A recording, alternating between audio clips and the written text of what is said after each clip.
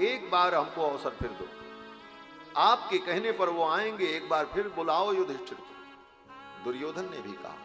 पुत्र मोह में आसक्त धृतराष्ट्र ने शकुनी और दुर्योधन के कहने पर दोबारा फिर बुलाया जुआ खेलने। अभी युधिष्ठिर घर नहीं पहुंचे थे, थोड़ी दूर ही गए थे, तब तक फिर बुलाया गया। बोले महाराज बुला रहे हैं, फिर से जुआ होगा, एक बाजी और होगी। सब कुछ जानते हुए युधिष्ठिर ने आज्ञा का उल्लंघन नहीं करना चाहिए, इस भाव से फिर आ गए। बोले जैसी आज्ञा। ऐसे आज्ञाकारी 100 पुत्र धृतराष्ट्र के, लेकिन कभी भी पिता की आज्ञा का पालन नहीं किया। लेकिन पांडव ने कभी भी धृतराष्ट्र की आज्ञा का उल्लंघन नहीं किया। ऐसी आज्ञाकारिता थी। बुलाया जुआ खेलने के लिए, आए, बोले जुआ खेलना। बोले ठीक है, जैसी आपकी आज्ञा। जो शर्त रखी, जो बात कही, सब स्वीकार कर लिया और जुआ खेला। लोग कहते हैं कि जुआ खेलने से युधिष्ठिर का पतन हुआ, दुख हुआ। बोले जुआ युधिष्ठिर ने खेला ही नहीं, वो तो खेलने के लिए आज्ञा दी धृतराष्ट्र ने, और उसका परिणाम बोले उन्हीं के वंश को भोगना पड़ा। युधिष्ठिर का कुछ नहीं बिगड़ा। जुआ खेलने से जो कुछ नुकसान हुआ सब कौरव का हुआ, दुर्योधन का हुआ, शकुनी का हुआ। पांडव का कोई नुकसान नहीं हुआ। पांडव की तपस्या बढ़ी, उनका उत्कर्ष बढ़ा, उनका नाम बढ़ा, उनकी भक्ति बढ़ी और उनकी विजय हुई, उन्हें साम्राज्य मिला, उनका कोई नुकसान नहीं हुआ। जुआ खेलने से जो नुकसान हुआ वो दुर्योधन और कौरव का ही। अब इस सब घटना के बाद धृतराष्ट्र की बड़ी सेवा करते। इतने के बाद भी युधिष्ठिर धृतराष्ट्र की और गांधारी की इतनी सेवा करते कि धृतराष्ट्र और गांधारी उनके वशीभूत हैं। जब आए विदुर जी, तो विदुर जी ने कहा आपको अब सुख का अनुभव हो रहा है? धृतराष्ट्र ने कहा मैं बहुत सुखी हूं। तो विदुर जी ने सोचा देखो अब इनकी उम्र है कि इनको जंगल में जाकर के तप करना चाहिए, आत्मकल्याण करना चाहिए और ये संसार के सुख भोगने में लगे। तो बड़ी कड़वी बात कही। किसी के हृदय में वैराग्य पैदा करना हो तो बहुत कड़वी बात कहनी पड़ती है।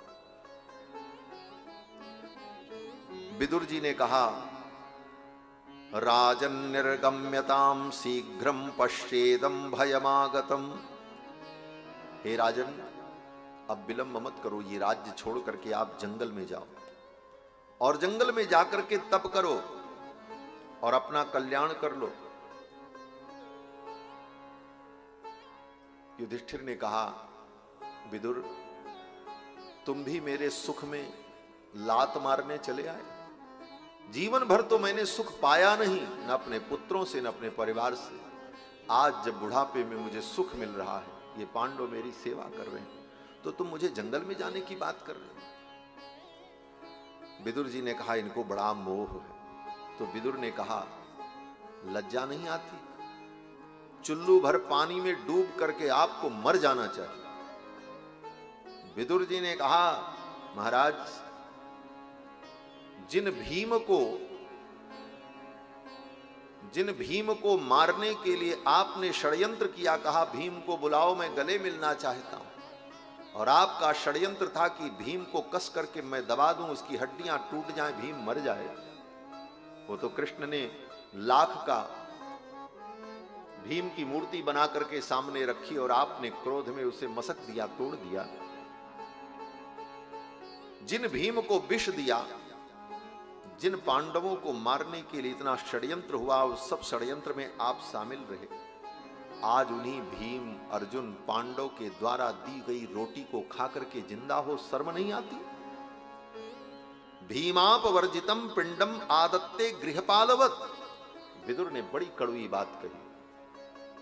विदुर जी कहते हैं भीमाप वर्जितम पिंडम, भीम के द्वारा दिए गए उस पिंड को, पिंड माने रोटी जो खाते हो, उसे खा करके जिंदा हो किस प्रकार से? बोले गृहपालवत। गृहपाल माने कुत्ता, कुत्ते को गृहपाल कहा जाता है। घर रखाता है, दरवाजे पर रहता है, रोटी मिल जाए तो वहीं बैठा रहता है और मालिक आवे तो नहीं बोलता, कोई अपरिचित आवे तो भौंकने लगता है। दरवाजा रखा था। विदुर जी ने कहा उस गृहपाल कुत्ते के समान रोटी खा करके देने वाला नहीं, केवल घर रखाने का काम कर रहे हो। भीमापवर्जितम पिड्डम आदत्ते गृहपालवत अग्निर्निसृष्टो दत्तश्च गरो दाराश्च दूषिता। जिसको अग्नि में जलाने का प्रयास किया, जिसके लिए विष दिया, जिसके लिए क्या क्या नहीं किया, आज उन्हीं की रोटी पर पल रहे हो और लज्जा नहीं आती। यह स्वकात परतो वेह जात निर्वेद आत्मवान हृदय कृत्वा हरिम गृहात प्रव्रजेत स नरोत्तमः। जो व्यक्ति संसार के इस सत्य को समझकर समय रहते संसार से वैराग्य हो जाए और भगवान में अपने मन को लगा दे, वही उत्तम पुरुष है। इसलिए इस मोह को छोड़ो, मृत्यु की चिंता मत करो और सब छोड़ करके निकल जाओ, आत्म कल्याण करो। धृतराष्ट्र ने विदुर को पकड़ करके हृदय से लगा लिया। विदुर, तुमने सही उपदेश किया है, बात कड़ुई है लेकिन ये हितकारी है। हितम मनोहारि च दुर्लभम वचः। हितकारी वचन हो और प्रिय हो, बड़ा दुर्लभ होता है। जो हितकारी वचन होता है वो थोड़ा कड़ुआ होता है। धृतराष्ट्र ने कहा, मैं क्या करूं, मैं अंधा हूं, मैं कहीं जा भी तो नहीं सकता। मेरी गांधारी भी आंख में पट्टी बांधे हुए, वो भी मुझे लेके नहीं जा सकती, और मैं कहीं जाना भी चाहूं तो ये पांडव मुझे जाने नहीं देंगे, मैं कहां जाऊं। विदुर जी ने कहा, आप जाना चाहते हैं? बोले हां चाहता तो हूं। बोले तो चिंता मत करो, मैं आपको ले चलूंगा।